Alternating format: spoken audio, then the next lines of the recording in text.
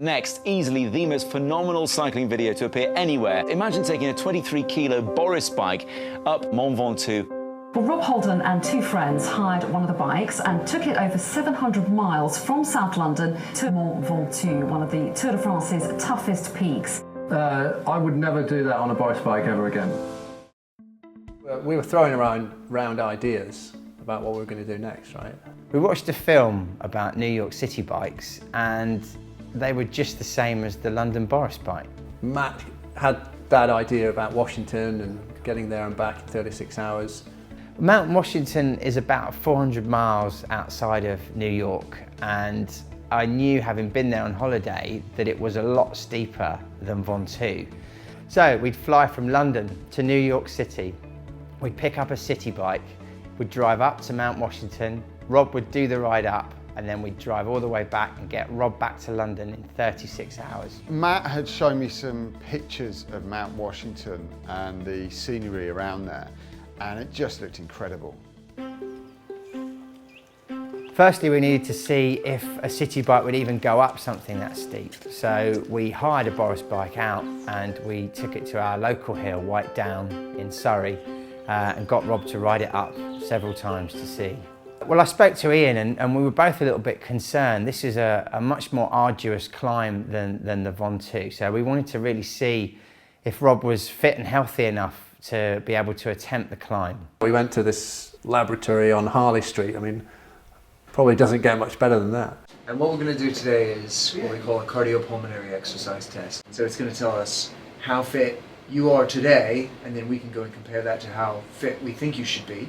But you get on the bike and you get hooked up, and of course, you're just testing the limits of your body. But really, when you're on that thing, you're in a competitive sort of race mode. You want to do the best you can. From a filming perspective, I really wanted to get out to the States and try and do a recce of the mountain if we could. So Ian and I went to the US a few days earlier in order to really just to recce out where the bike points were, how to get a bike out, and then to also go and meet the guys at the mountain, really to check out to make sure there were going to be no hidden issues. Well, we have two cycling events. They're very, very challenging for anybody, even cyclists who are into hill climbing, because it's 7.6 miles at an average grade of 12%. There's an extended grade of 18% down in the woods, and then the finish line you go up a 22% grade. So it's a killer hill climb. This is one of the toughest hill climbs in the world, if not the toughest hill climb in the world, because of the unrelenting grade for that distance. So we drove up the mountain to check out the route, and it seemed to be a little bit steeper than I remembered. It's quite steep.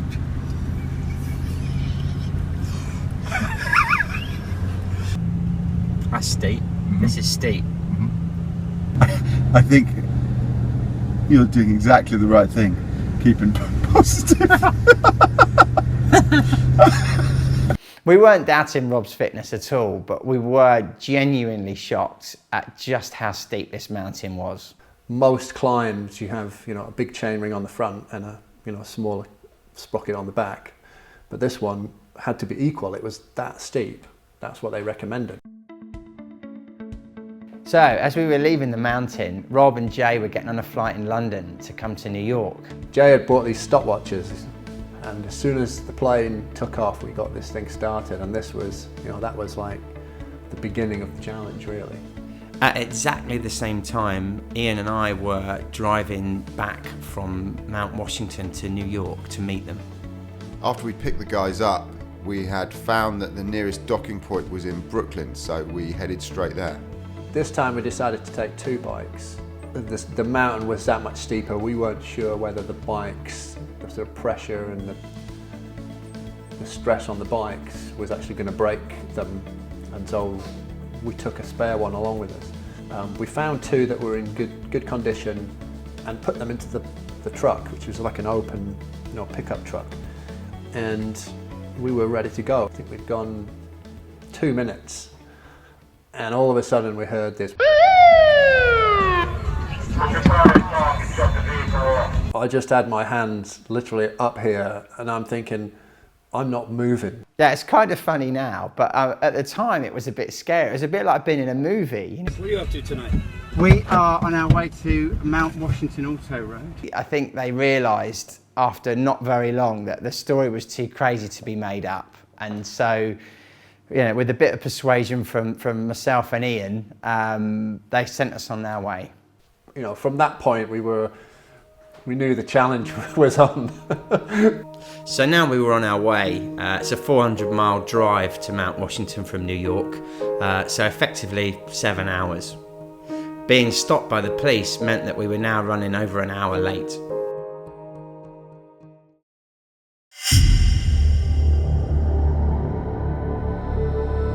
You know, I have this vivid recollection of looking across, because you sort of look across to the start of the mountain.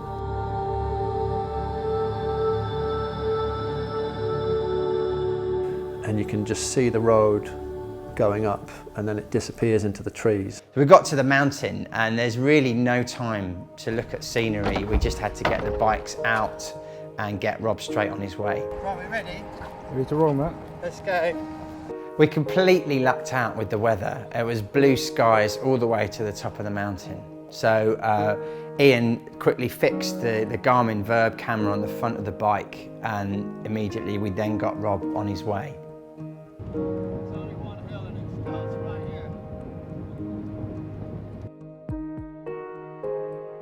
It's a very steep start.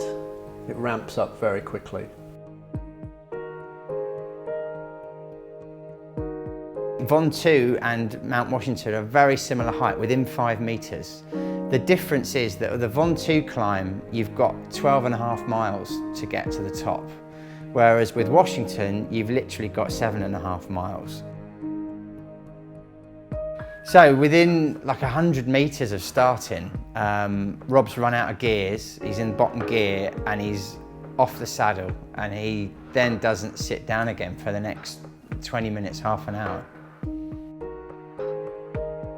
I was seriously considering whether, you know, I'd bitten off more than I could chew. So every time he does sit down, he loses so much momentum that immediately he has to stand up on the pedals again.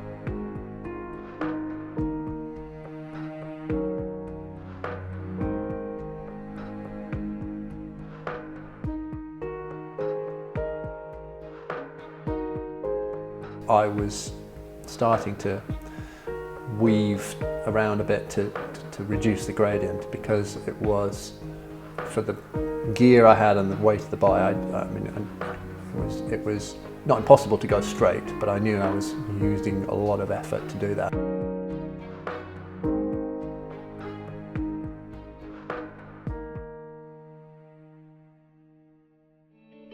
As we left the wooded area, because you're up higher, the scenery just becomes breathtaking and you can see across the mountain range for miles.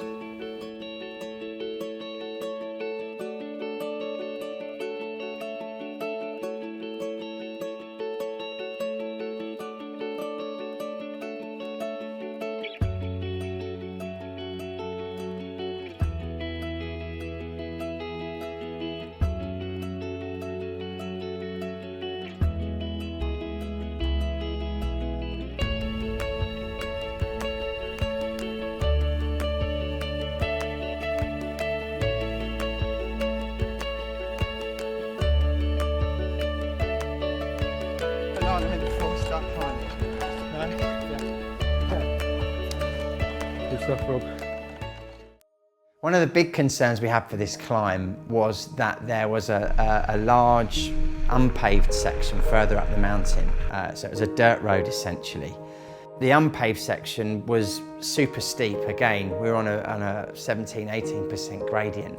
So our worry was really whether he'd have the traction. Now, we didn't even know if it would be possible. I managed to get into a rhythm of sort of doing a bit of weaving, and the guys had gone a bit further on, and so I was on my own on this thing, and I remember thinking every single muscle in my body right now is at full capacity. I was watching Rob and I could see his legs were still going round, but they were getting slower and slower. And it was I don't know, I must have been almost at a standstill trying to sort of keep the bike going, and I just on turning the wheel, and I just came to a dead stop, and I just, yeah. He actually got off the bike, and he was kind of stumbling, and his head was down, and he looked in a really bad way. Yeah, I was really worried about him because I know how much it would mean to him to make it to the top. I remember standing there with Ian thinking, this could be it. We've come all this way, and this might be as far as we go. So I turned to Matt really just to say, what are we going to do? And then the next thing I look back and he's getting back on the bike.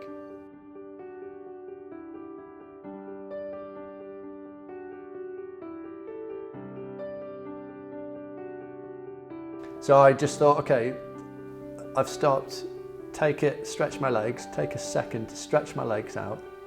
So after 30 seconds, get back on it. I just went for it again. Got to the top of that bit, and I literally knew that there was nothing gonna stop me from getting up the rest of it. As he came past us, he'd got a look of steely determination on his face, which I sort of took to be a good sign. But equally, you know, we still got half the mountain to go. So, I mean, how long would that last? Okay, start to get a bit of cramp. Good work, Rob. Once you're up on the exposed part of the mountain, it's pretty bleak, and altitude plays its part.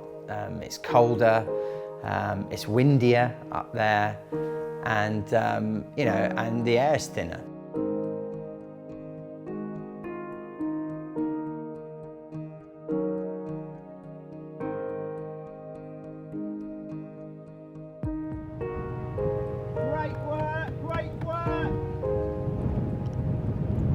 So the guys at the mountain had kindly shut the mountain for us to cars, so it meant Rob could zigzag across the road with nothing coming behind him.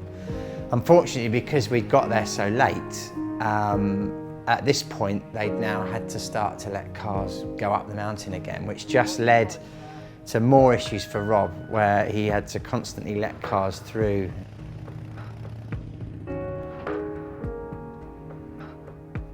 So we rounded this corner and you could just see the road snake up and just take a turn and go up around the mountain. It was one of the few parts that you could see a good distance ahead, and it just looked epic. So we just kept shouting out to Rob, 500 metres to go, 300 metres to go, when really we didn't have a clue. When you watch YouTube videos of places like these climbs that you watch over and over again, you know, I could recognise where I was, I knew what was coming up. At this stage, we now knew we were close.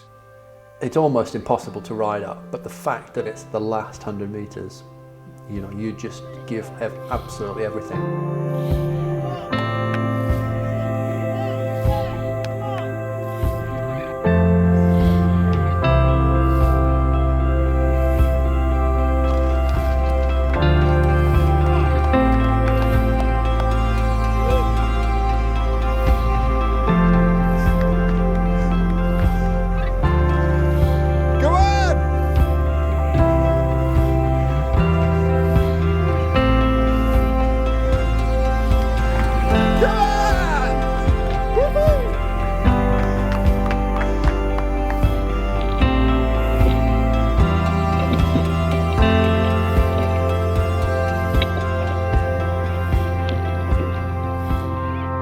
Just relief, but I felt really sense of pride that, you know, we were all the guys were together, and Jay and Matt and Ian. It was such a great team effort. Just wanted to give him a hug, but I just remember his hands being rigid and he couldn't actually open them. But just give him a big hug, and it was actually for sort of four guys, it was pretty emotional.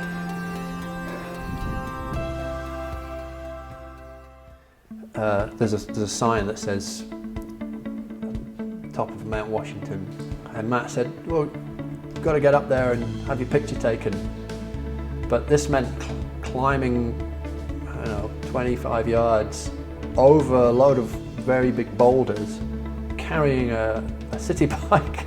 I think I just literally went and stood in front of this thing, not realising that there was 10 people waiting to have their photograph taken behind me. So the guys at the mountain had this sticker made up. This bike has climbed Mount Washington, so we thought it'd be fitting for Rob at the top next to the summit marker to ceremoniously stick this sticker on the bike and have his photograph taken. Great to meet you. Thank you very much for your help. Absolutely. We got back to the truck at the top of the mountain. We put some warm clothes on Rob, a towel, and for some reason that I can't remember, we actually put him in the back of the truck with the bike. And so he actually looked like a sort of a Labrador going down the side of the mountain in the back of this truck as we were all in it looking back at him. So we packed up the truck as quickly as we could at the bottom of the mountain and then got going. So as time went on the journey, I mean, the traffic never really let up. As soon as we got on the motorway, bad traffic. And by this stage, it's kind of midday, 1 o'clock. About 4 or 5 hours into it, and it became fairly obvious. Basically, we missed our scheduled flight times. We've had to book onto the next one, which gets us in at 9 o'clock. This actually meant that we were going to miss our 36-hour deadline. But as we got nearer and nearer to JFK Airport, the traffic just got worse and worse. You're joking. Still wrong, isn't it? Again, I was really worried we weren't even going to get this flight. And we were under an hour until the flight took off. 45 minutes. We can do 45 minutes. Left on I-67. We arrived at the terminal. Here we go. Text you. Ran in, got to the check-in desk. The guy starts tapping away and he's like, He said you leave at 7:30. no, we've changed the flights. Calls over his superior, the other guy comes over. These gentlemen were originally on 1517. I don't know, it must have gone on for 10 minutes. Because you're not on 104, we were actually on 106. Yeah. Eventually, when that boarding pass came out of the little printing machine. Thank you very much, gentlemen. Thank you very much. Thank you.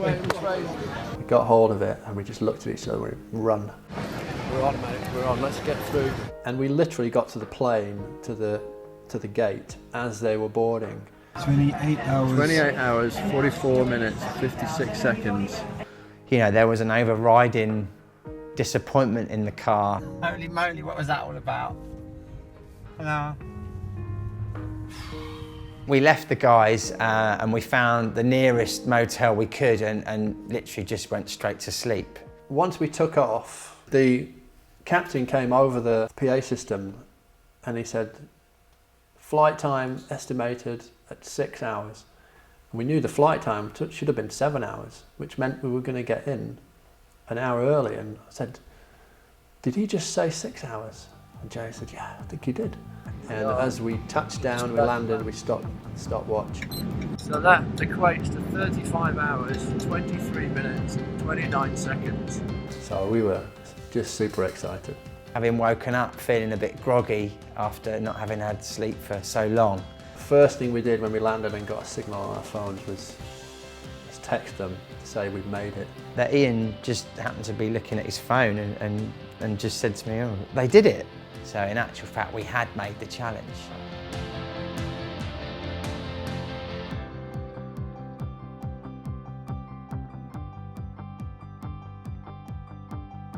Parked by the side of the road, Ian just put the bike back in the bike share point, and the only difference between our bike was that it's got this bike's climbed Mount Washington stick on.